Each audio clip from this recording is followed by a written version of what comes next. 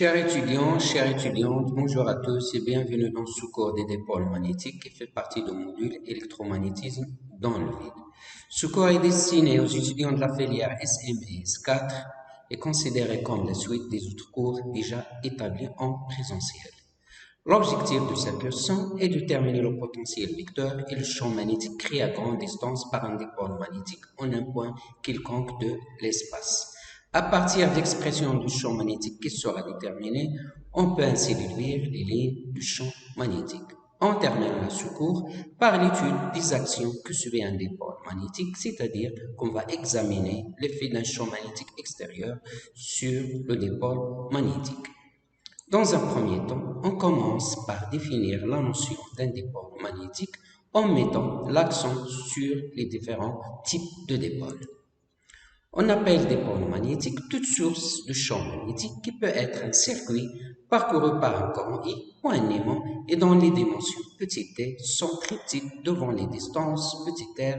auxquelles on se place pour étudier ces effets. On désigne ici par les effets le champ magnétique que peut produire une source de champ. Sur cette figure, on représente un dipôle magnétique parcouru par un courant I et de dimension petit t. M est un point de l'espace où on veut déterminer le champ magnétique B créé par le dipôle. Ce point M est distant de R égale à M d'origine O de dipôle, tel que petit r est très grand devant la dimension T de dipôle, ce qu'on appelle l'approximation dipolaire. Ce dipôle magnétique est entièrement caractérisé par un vecteur dipolaire magnétique noté petit m orienté selon l'axe OZ, axe de dipôle. Qu'est-ce qu'un moment dipolaire magnétique? On appelle moment magnétique d'un dipôle cas d'un circuit filiforme noté C. Le vecteur petit m égale à I fois le vecteur S est égal à I fois le S fois le vecteur petit n, où S est la surface du dipôle s'appuyant sur le contour C et petit n est le vecteur unitaire perpendiculaire à la surface du dipôle et dans le sens il y a celui du courant par la règle du tire-bouchon ou la règle de la main droite. L'unité de moment magnétique est l'ampère mètre carré. Alors, comme l'indique cette figure, le vecteur moment magnétique a une direction qui est perpendiculaire au plan de la surface de dipôle. En ce qui concerne le sens, si on applique la règle du tire-bouchon, celui-ci, c'est-à-dire le tire-bouchon, il tourne dans le sens de I et progresse vers le haut, c'est-à-dire vers le sens du vecteur N normal à la surface de dipôle. Pour une bobine inspire identique, le vecteur moment magnétique total s'écrit vecteur M égale à N fois le vecteur moment magnétique d'une seule spire égale à N fois le courant I fois S fois le vecteur petit n, ou encore N fois le courant I fois le vecteur S. Passons aux différents types de dipôles. On distingue deux types de dipôles, dipôle actif et dipôle passif. Lorsqu'on considère les actions exercées par le dipôle de dimension petit t, en un point M situé à une distance petit r d'une origine O du circuit, tel que la dimension T de dipôle est très inférieure à petit r, on parle d'un dipôle actif. Un dipôle actif peut être considéré comme un circuit parcouru par un courant I qui crée un champ magnétique à grande distance, c'est donc un créateur de champ magnétique.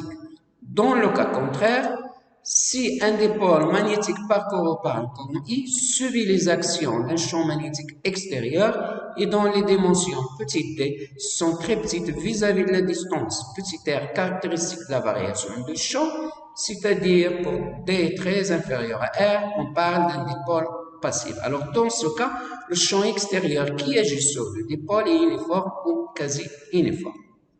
Un dipôle est donc dit passif si on étudie à grande distance par rapport aux dimensions d de dipôle l'action d'un champ magnétique extérieur uniforme ou quasi uniforme sur le dipôle magnétique. Alors passons au calcul de potentiel vecteur créé à grande distance par un dipôle magnétique. Alors pour ce faire, considérons un dipôle circulaire représenté par une courbe C de centre O, de rayon grand R et parcouru par un courant I et ayant un moment magnétique orienté selon l'axe OZ, axe de dipôle. On suppose que ce dipôle magnétique il est contenu dans le plan OXY. Alors, soit M un point d'espace où on veut déterminer le potentiel vecteur, soutient une distance petit r d'origine O de dipôle, avec R qui représente la coordonnée radiale, les coordonnées sphériques R, θ et φ. Pour établir l'expression de potentiel vecteur A et du fait que la sphère circulaire est considérée comme un conducteur filaire, on considère donc un élément de longueur D de L soutient un point P de la sphère. Cet élément dl crée en M le potentiel vecteur élémentaire D de A égale à mi0 sur 4pi I fois le vecteur dl sur P de M, avec le vecteur P de M qui est égal au vecteur OM moins le vecteur O de P. Le vecteur OM est égal à petit r fois le vecteur unitaire E petit r et le vecteur O de P est égal au rayon fois le vecteur unitaire E grand R. Avec E petit r est un vecteur unitaire de la base sphérique ER, Eθ, E de phi relative au point M, et le vecteur unitaire E grand R est un vecteur unitaire de la base polaire ER, E de psi, avec E de psi, un vecteur unitaire qui est perpendiculaire à E de R et parallèle à dl. À partir de l'expression vectorielle de P de M, alors on en déduit le module de Pm qui est égal à la racine de Pm scalaire P de M, ou encore P de M est égal à la racine de R carré moins 2 fois produit scalaire de vecteur OM et O de P plus R carré égal aussi à R, facteur de cette quantité, le tout à la puissance 1/2. Alors, à partir de la définition du dipôle, on a le rapport grand R sur petit r très inférieur à 1. On peut donc négliger le terme d'ordre 2 égal à grand R carré sur petit r carré devant celui d'ordre 1 égal à grand R sur petit r, d'où on a 1 sur Pm égal à 1 sur petit r facteur de 1 moins 2 grand R sur petit r produit scalaire des deux vecteurs unitaires E petit r et E grand R, le tout à la puissance moins 1/2. Alors, on pose petit x est égal à grand R sur petit r très inférieur à 1, c'est-à-dire que x tend vers 0, un paramètre A égal à 2 fois le produit scalaire de E petit r et E de grand R. Alors, dans ce cas, 1 sur Pm s'écrit sous forme d'une fonction f de x qui est égal à 1 moins ax plutôt à la puissance moins 1/2. Alors, comme x tend vers 0, on peut donc effectuer un développement limité de la fonction f de x voisinage 0 à l'ordre 1, ce qui donne f de x égale à f0 plus f'0 fois x est égal à 1 plus ax sur 2. Alors, ce qui conduit à 1 sur Pm égale à 1 sur R, facteur de 1 plus grand R sur petit r, E petit r scalaire E grand R. Alors, en reportant cette expression dans la relation de potentiel vecteur A, à savoir l'intégrale de I d de L sur Pm, le potentiel vecteur A s'exprime sous forme de deux expressions d'intégrale qu'on doit calculer. L'intégration s'effectue sur tous les points P appartenant à la courbe C. Alors, commençons par l'évaluation du premier intégral. Alors, soit R, c'est les coordonnées polaires de P, le vecteur O de P s'exprime ainsi par la relation. Le vecteur O de P est égal au rayon fois le vecteur E grand R, avec le vecteur unitaire E grand R est égal à cosinus psi fois I plus sinus psi fois J. Alors, ce qui implique que le vecteur D de L qui est égal à D de P est égal à R D de psi moins sinus psi I plus cosinus psi fois J, ou encore R D de psi E de psi, avec E de psi est égal à moins sinus psi I plus cosinus psi fois J. Alors, on remarque que le vecteur D de L s'exprime par deux expressions. Une première expression établie dans la base cartésienne fixe, et une deuxième expression exprimée dans la base polaire ER, E de psi. Or, l'intégration des vecteurs D de L doit se fixer dans une base qui est fixe, et comme E de psi est un vecteur mobile, pour intégrer, on doit donc choisir pour le vecteur dl la première expression égale à R d de psi moins sinus psi de I plus cosinus psi fois J. Alors, comme l'intégrale de cos psi d de psi égale l'intégrale de sinus psi d de psi entre 0 et 2p, alors l'intégrale du vecteur d de L pour tous les points p appartenant à la courbe C égale à vecteur 0. Alors, passons à l'évaluation de deuxième intégrale. Alors, pour calculer ce deuxième intégral, on doit déterminer le produit scalaire E de R et E de grand R dans la base cartésienne fixe. Alors, c'est R, θ et phi les coordonnées sphériques du point L, Alors, ce qui implique que le vecteur E petit r égale à sinus θ E de rho plus cosinus θ fois le vecteur K, avec E de rho qui est égal à cosinus phi I plus sinus phi fois G, un vecteur unitaire dans le plan XY. Alors, ce qui entraîne que le vecteur unitaire E petit r égale à sinus θ cosinus phi fois I plus sinus θ fois sinus phi fois J plus cos θ fois le vecteur K, expression que vous connaissez déjà en coordonnées sphériques.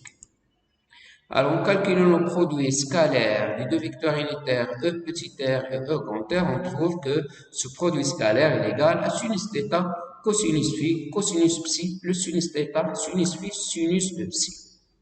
En insérant ce résultat de produit scalaire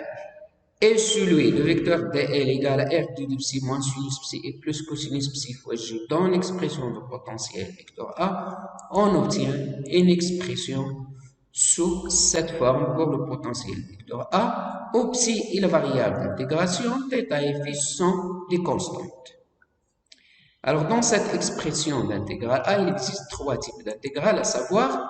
l'intégrale de cosinus psi sinus psi d de psi entre 0 et 2π qui est égale à 0, et l'intégrale de cosinus carré de psi d de psi entre 0 et 2π qui est égale à l'intégrale sinus carré de psi d de psi entre 0 et 2π égale à p. Alors, en effet, pour évaluer ce premier intégral, on fait le changement de variable x égale à sinus de psi, ce qui donne dx est égal à cos psi d de psi, et par suite l'intégrale de cosinus psi sinus psi d de psi entre 0 et 2π égale l'intégrale de x dx entre 0 et 0, ce qui vaut 0. Alors, pour évaluer le deuxième et troisième intégral, on doit expliciter les deux termes cos carré de psi et sinus carré de psi, soit cos carré de psi est égal à 1 demi-facteur de 1 plus cosinus de psi, et sinus carré de psi est égal à 1 demi-facteur de 1 moins cosinus de psi. Et comme l'intégrale de cosinus de 2π d de psi entre 0 et 2π égale à 0, alors l'intégrale de cos carré de psi d de psi égale à l'intégrale de sinus carré de psi d de psi entre 0 et 2π égale à 1. Alors, en insérant ce résultat d'intégrale dans l'expression de potentiel vecteur A, on obtient une expression sous cette forme qui peut encore s'écrire de manière réduite, mi 0 petit m sur 4πr carré sinus θ E de phi, avec petit m égale à I fois S égale à IPR carré, où S qui est égal à PR carré, la surface de dipôle, et E de phi est égal à moins sinus phi I plus cosinus phi fois J. Alors, on a déjà montré que le dipôle magnétique il est caractérisé par un vecteur moment-magnétique. On doit donc exprimer ce potentiel vecteur A en fonction de vecteur moment-magnétique M. Alors, en rappelant que le vecteur unitaire ER il est donné sous cette expression, et en calculant le produit vectoriel de K et R qui est égal à sinus θ E de phi, en utilisant les deux relations vecteur M égale à M fois le vecteur A, le vecteur unitaire ER égale le vecteur R sur petit r, alors finalement, on trouve que le potentiel vecteur pris à grande distance par un dipôle magnétique de forme circulaire a pour expression A égale à mi0 sur 4π, le vecteur moment, produit vectoriel vecteur R sur R3.